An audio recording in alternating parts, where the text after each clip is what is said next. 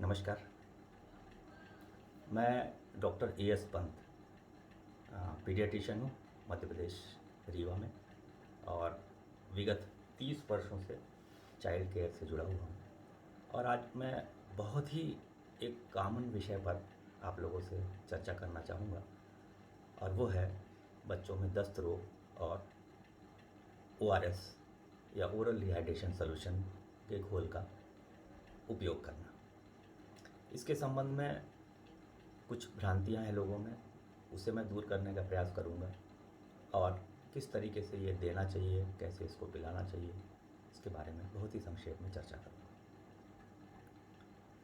देखिए, अगर पिछले 100 सालों में देखा जाए और अगर आपसे कोई ये पूछे कि मेडिकल साइंस में कोई सबसे बड़ी एक खोज जो हुई है उसका नाम बताएं, तो निस्संदेह इसका जवाब ORS या ओरल रिहाइड्रेशन सॉल्यूशन ही होगा।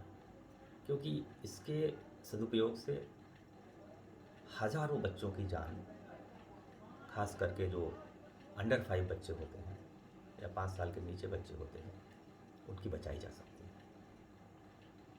ओरल रिहाइड्रेशन सॉल्यूशन को जीवन रक्षक घोल भी कहते हैं, और ये बहुत ही सही नाम है इसका, क्योंकि ये बच्चों के जीवन की रक्षा करता है। अब अगर हम दस्त की चर्चा करें तो बच्चों में दस्त बहुत ही कॉमन बीमारी है, और विशेष करके 2 साल के अंदर के बच्चों में ये निश्चित रूप से साल भर में 2 या 4 बार इसके एपिसोड्स होते ही हैं। और अगर अभिभावक लोग इसको घर में ट्रीटमेंट करने का तरीका समझ लें तो बच्चे की बहुत भलाई होगी, और उसको अपना स्वतः वो लोग घर में उसका इलाज कर सकते हैं। दस्त, देखिए, दस्त रोग में कभी भी बच्चे की मृत्यु नहीं होती। बच्चे की मृत्यु किस में होती है? निर्जलीकरण से। जब दस्त में शरीर से इम्पोर्टेंट लवण या साल्ट, जिसको कहते हैं सोडियम क्लोराइड या पानी, शरीर के बाहर निकल जाता है, उसकी वजह से मृत्यु होती है, जिसको कहते हैं निर्जलीकरण या डिहाइड्रेशन, ना कि दस्त से। तो दस्त अगर संख्या का उसमें उतना महत्व नहीं है। कई बच्चे 2 साल के नीचे होने पर 4 या 6 या 8 बार भी दस्त करते हैं, पर अगर ज़्यादा मात्रा में कर रहे हैं और उसमें पानी की मात्रा ज़्यादा है, क्वांटिटी ज़्यादा है, लिक्विडिटी ज़्यादा है, तो निश्चित रूप से, चूँकि बच्चों में पानी वैसे ही कम होता है, और फिर अगर 8 या 10 दस्त और हो गए तो वो बच्चा बहुत ही जल्दी डिहाइड्रेटेड हो जाता है और उसकी मृत्यु हो सकती है। तो यहाँ पर सबसे इम्पॉर्टेंट जो चीज़ है, वो सही समय में जीवन रक्षक घोल के उपयोग करने का तरीका जानना और उसका उपयोग करना।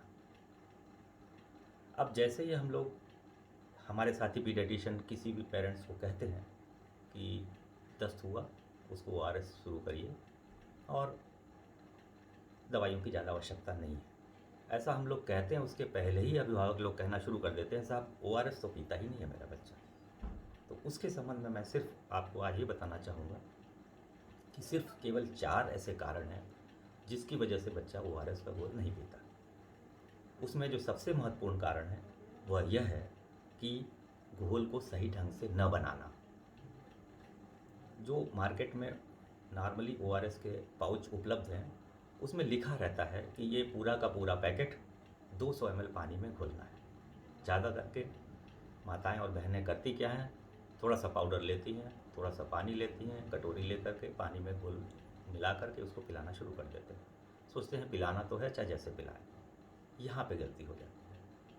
अगर उस पाउच को सही ढंग से 200 ml पानी में बिना घोले देने का प्रयास किया जाएगा, और अगर उसमें नमक ज़्यादा हुआ तो बच्चा उल्टी करने लगेगा, अगर उसमें शक्कर ज़्यादा हुआ तो ज़्यादा दस्त हो जाएगी, और जो फ़ायदे होने हैं ORS के, वो डाइल्यूट हो जाएंगे। तो सबसे महत्वपूर्ण कारण, इम्पॉर्टेंट तरीका और देने का जो प्रोसीजर है वो ये है कि उसको सही ढंग से बनाना। दूसरा महत्वपूर्ण तरीका है कि उसको सही ढंग से एडमिनिस्टर करना या देना। अब देने में क्या होता है कि लोग सोचते हैं कि जल्दी जल्दी आधा गिलास पिला दें, फिर अपने दूसरे काम में जाएं। यहाँ पे थोड़ा सा कम्युनिकेशन गैप होता है। हमारे साथी चिकित्सक बंधु कई बार उसको समय अभाव की वजह से समझा नहीं पाते हैं। इसलिए अभिभावकों को मैं कहना चाहूँगा कि वो ये समझें कि ORS जो है ये एक प्रकार की औषधि है, और औषधि को औषधि के रूप में ही देना चाहिए। ना कि पानी के रूप में, या एकदम से जल्दी जल्दी उसको नहीं पिलाना है।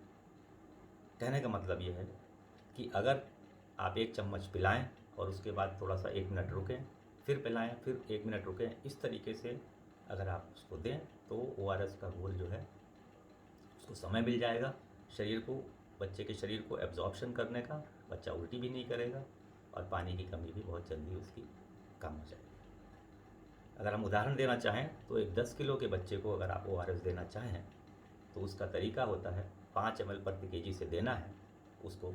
तो अगर अपन उसको 5 ml प्रति केजी से देते हैं और हर आधे घंटे में देते हैं और उसको जो है लगभग ये दवाई 2 घंटे में ख़त्म करनी है, दवाई है ये, इसको 2 घंटे में ख़त्म करना है।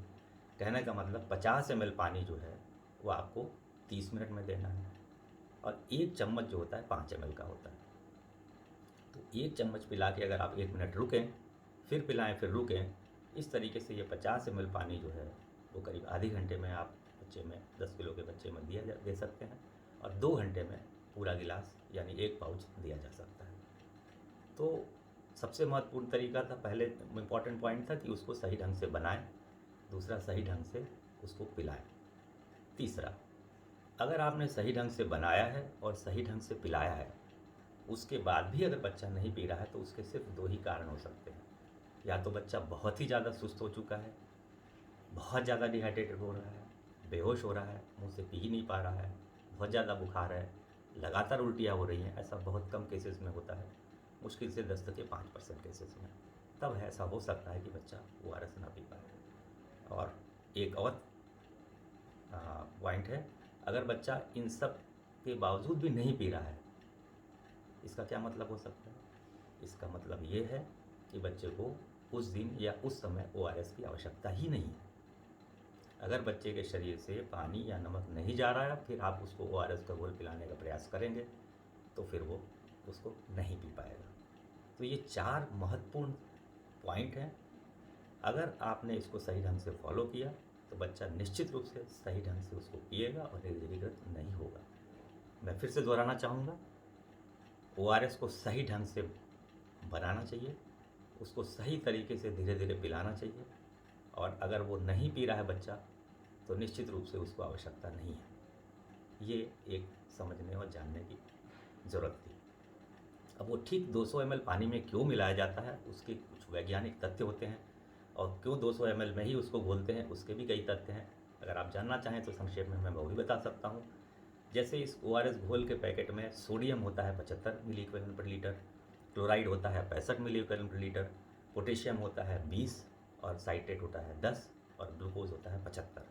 इन सब को अगर आप जोड़ें तो ये आता है 245 या 245 मिली ऑस्मोल्स पर लीटर।